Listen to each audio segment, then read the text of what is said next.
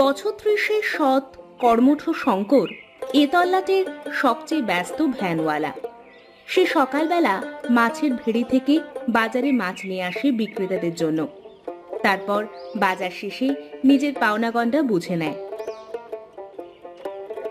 সবার কাছে নিজের হিসেব বুঝে এবার সে এসেছে রতনের কাছে। রতনের কাছে সে রোজ সবার শেষেই আসে, কারণ সে জানে অর্থবান রতন কিপটে, তাকে টাকা দিতে গেলেই গলা শুকাবে। হলেও তাই। শঙ্কর রতনের দোকানের সামনে এসে দাঁড়াবার পর রতন তাকে দেখেও না দেখার ভান করে দোকান গোছাতে থাকলো। বাধ্য হয়ে শঙ্কর জোরে জোরে গলা খাকানি দেয়। তখন রতন ভূত দেখার মতো শঙ্করকে দেখার ভান করে বলে, আরে শঙ্কর ভাই যে এটা এলি কখন? আয় আয়, বস বস, একটু চা বলি। হ্যাঁ, না দাঁড়াবো না, আমার ভাড়াটা দাও, তারা আছে। ভাই এক কাজ কর না, তারা যতক্ষণ আছে তা কালকে একসাথেই নি, কেমন? কাল কিছু হবে না, আজই দেবে, আর সাথে গতদিনের বাকিটাও দেবে। কালকে তো নিবি, কিন্তু আমি দেব কি করে?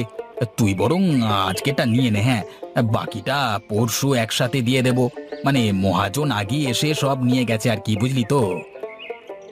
কে কি নিয়ে গেছে আমি জানি না, আমি গরিব মানুষ, আমারটা আমাকে বুঝিয়ে দাও, তারপর তুমি যাকে খুশি টাকা দাও। তা তোর কত হয়েছে শুনি? আগের বাকি 1 টাকা, আজকের 8 আনা। শোন না ভাই, আজকে হাতে একদম টাকা নেই, তুই বরং এই মাছগুলো নিয়ে যা, খুব টাটকা পুঁটি মাছ, বুঝলি? এই পচা মাছ দিয়ে আমি কি করব? আরে কে বলেছে পচা? একদম টাটকা রে, দেখ না মরে গেলেও কেমন পতপত করে নড়ছে, দেখ। রাখো তোমার টাটকা মাছ, আমার টাকা চাই। আরে বাবা, টাকা নিয়ে আমি কি স্বর্গে যাব? আজকে না হয় কালকে, কালকে না হয় পরশু, আর পরশু না হয় তরশু, টাকা তোকে তো আমায় দিতেই হবে। এই মাছগুলো আমি তোকে এমনি এমনি দিচ্ছি, তোর বাড়ির জন্য, বুঝলি? তুই বরং পাত্র শুদ্ধই নিয়ে যা, কালকে সকালে নিয়ে আসিস, কেমন? রতন শঙ্করকে মাছ দিয়ে দোকান গোছাতে মন দেয়। শঙ্কর দেখে রতনের সঙ্গে তর্ক করে সময় নষ্ট করে আর লাভ হবে না। ওদিকে সন্ধ্যা হতে চলল। অগত্যা সে আর দেরি না করে ভ্যান নিয়ে বাড়ির উদ্দেশ্যে বেরিয়ে পড়ে। শঙ্কর গ্রামের আরেকটা রাস্তা দিয়ে যাচ্ছে। একদিকে ধান ক্ষেত, আরেকদিকে কিছু মাটির বাড়ি দেখা যাচ্ছে। কিছু দূর গিয়ে একটা বড় দিঘির পাশ দিয়ে শঙ্কর ভ্যান চালিয়ে যাচ্ছে। দিঘির পাশে সারি সারি তাল গাছ রয়েছে। আকাশে আধখানা চাঁদ দেখা যাচ্ছে। হঠাৎ শঙ্কর কোনো নারীর কান্নার শব্দ শুনতে পায়। সে ভ্যান থামিয়ে নামে। কান্নার শব্দকে অনুসরণ করে বুঝতে পারে দিঘির পাড় থেকেই শব্দটা আসছে। সে এগিয়ে গিয়ে দেখে দিঘির পাড়ে বসে একটা নারী কাঁদছে। সে তার কাছে আরো এগিয়ে যায়, জিজ্ঞেস করে, কোন গায়ের মেয়ে গা তুমি? কোথা থেকে এসেছো? আর এখানে বসে কাঁদছই বা কেন?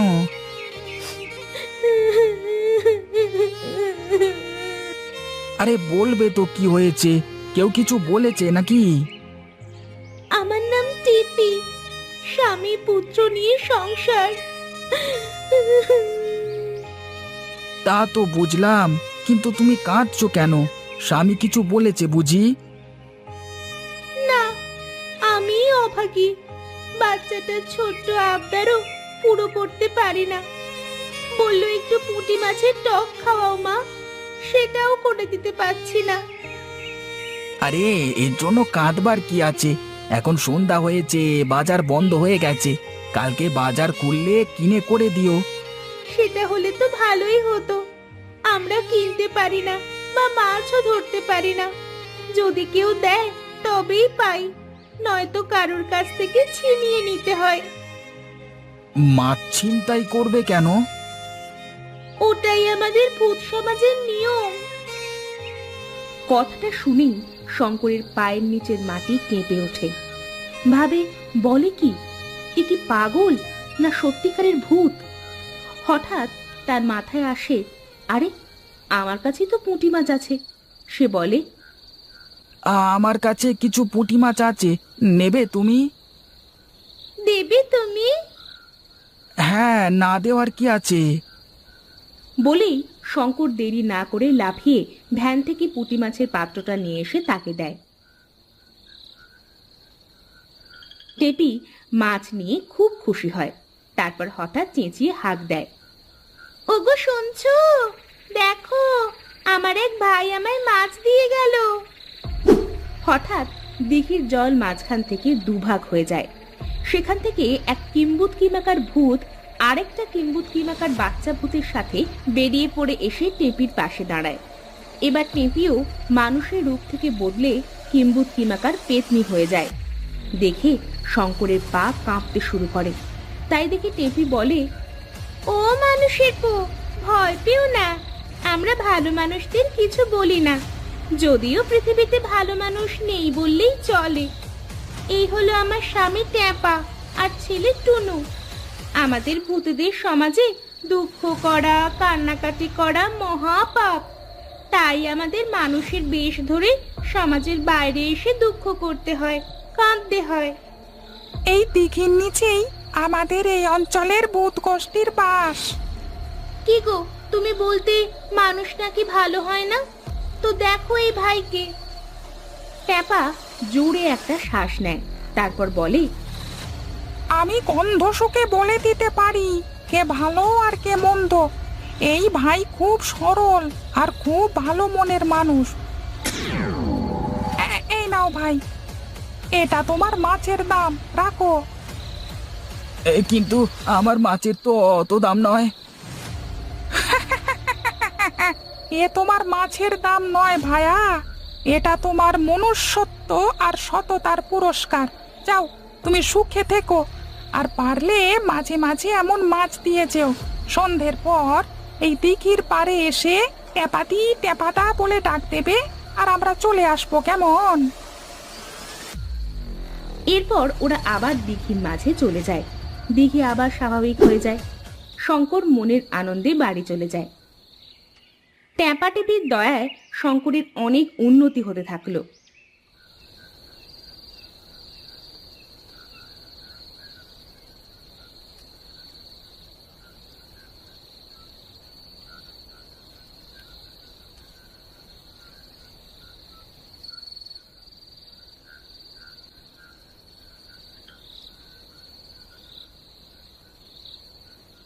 না না, ভালোগুলো নয়, খারাপগুলো দাও না। মাছওয়ালা অবাক হয়ে তাকায়। শঙ্কর মাছ নিয়ে চলে যায়। রতন চুপচাপ দেখে।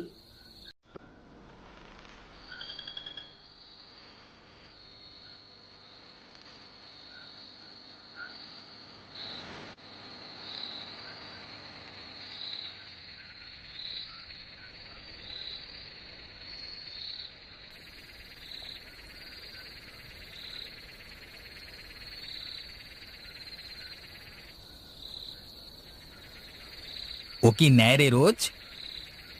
কে জানে, বোধহয় বিড়াল টিড়াল পোষে, বুঝলে, বেচে বেচে পচা পুঁটিগুলি নেয়।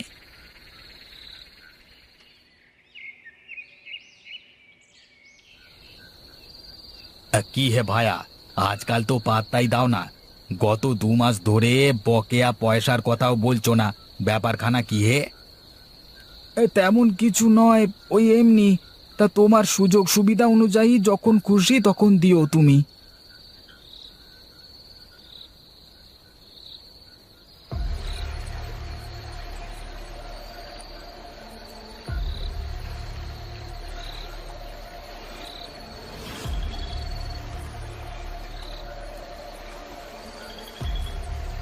ভাই, আমাদের ভূত সমাজের এক নতুন নিয়ম হয়েছে।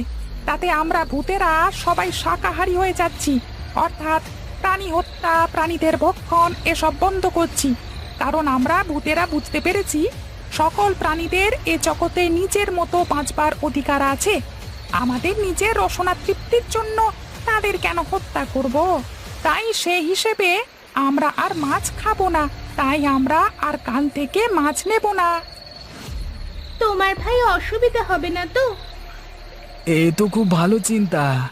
দরকার হলে মাঝে মাঝে এসে মোহর নিয়ে যেও, কেমন? এ মা, তা নেব কেন? বিনা কারণে কেন নেব মোহর? এই 2 মাসে তোমরা আমাকে অনেক দিয়েছো, আমি বরং মাঝে মাঝে দেখা করে যাব আমার টেপি বোনের সাথে, কেমন? যা ভালো বোঝো তুমি তাই করবে, কেমন? এই বলে শঙ্কর ট্যাপাটেপির কাছ থেকে বিদায় নেয়। এই সব কিছু রতন গাছের আড়াল থেকে দেখছিল, কিন্তু কিছু শুনতে পাচ্ছিল না।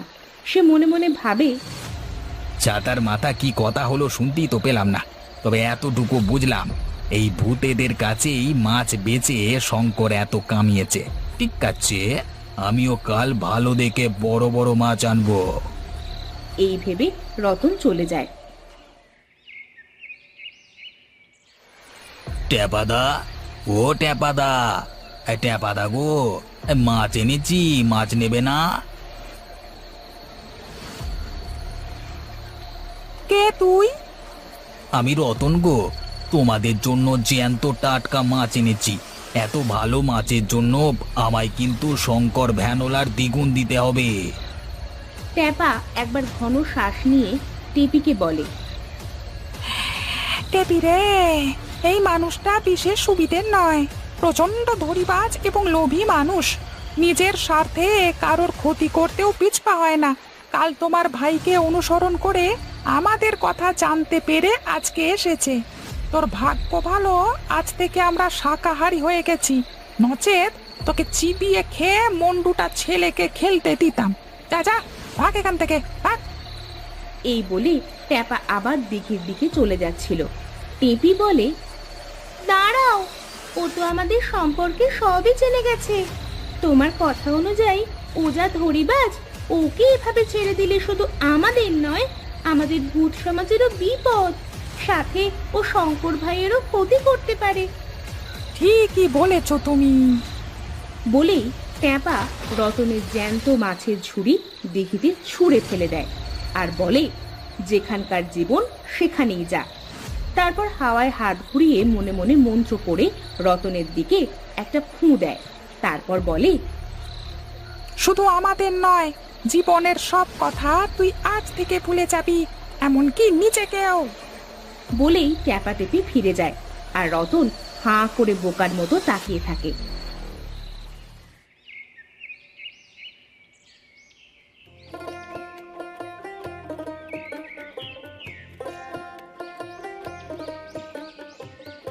কে আমি? আমায় চেনো কি তোমরা? ও রতনদা, কি হয়েছে গো তোমার? কে রতন? আমি তো রতন নই। কি হলো বলতো কচুবোড়া? কালকেও তো ঠিকঠাক ছিল, নিজের বাড়ির লোককে পর্যন্ত চিনতে পারছে না। আরে সেটাই তো ভাবছি মিয়া, কি যে হলো কে জানে। আরে নিজেকেই তো চিনতে পারছে না, কত লোক টাকা পায় ওর কাছ থেকে, ন্যাকা সাজছে না তো। ঠিকই বলেছ, পাওনাদারের ভয় নাটক করছে তো, নাটক। রতন চলে যায়। শঙ্কর অবাক হয়ে তাকিয়ে থাকে। আজও তোমরা সেই মাছ বাজারে গেলে দেখবে রতন এখনো সবাইকে জিজ্ঞেস করে বেড়ায়, কে আমি? আমায় চেনো তোমরা? লোভী অসৎ মানুষরা এভাবেই বোধহয় শাস্তি পায়।